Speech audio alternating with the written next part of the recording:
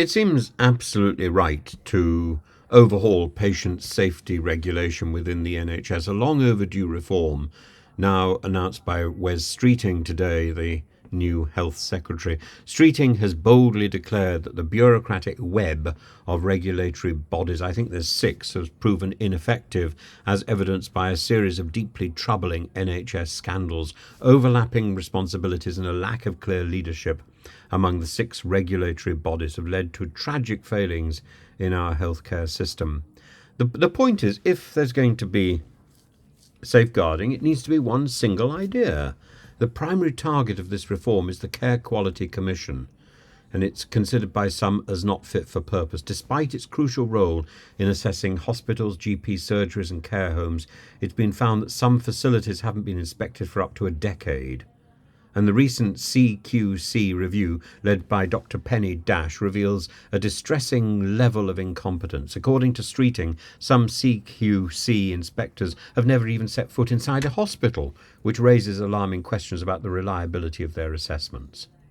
Streeting, alongside Sir Keir Starmer, is taking no prisoners here.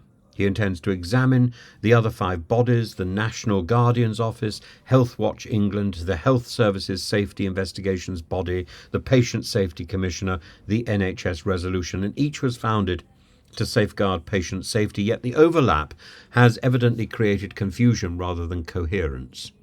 The CQC itself, responsible for issuing 4 ratings from outstanding to inadequate, has faced criticism from Streeting, who advises patients to take these ratings with a pinch of salt. This hardly inspires confidence. The CQC's new chief executive, Sir Julian Hartley, is tasked with a Herculean mission, restoring credibility to an organisation that appears to have completely lost its way. In essence, Streeting's reform strategy targets a system that has sacrificed efficiency for the appearance of busyness.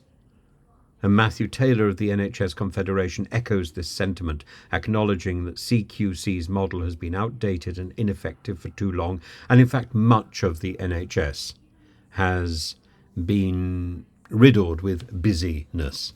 Too many people running around the place trying to look busy and not actually doing anything. The other day I was in an NHS hospital and called to see a doctor, and then the doctor found there was no room available to conduct any form of examination.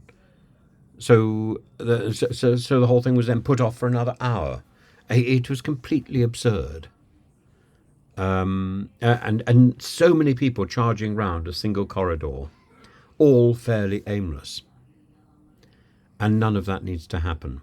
Ultimately, this is an overhaul that's more about bureaucratic streamlining.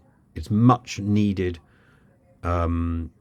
reckoning. It's not just bureaucracy, but about an overhaul of the system. Bureaucracy is there to support the system, not to constrain the system. If systems are working according to a bureaucracy that isn't actually functioning, then the bureaucracy is wrong. As Streeting puts it, patient safety is the bedrock of a healthy NHS. We can only hope that this overhaul delivers on its promise to protect patients from neglect and from the failings of the past, restoring faith in a system that, by all rights, should be a national source of pride.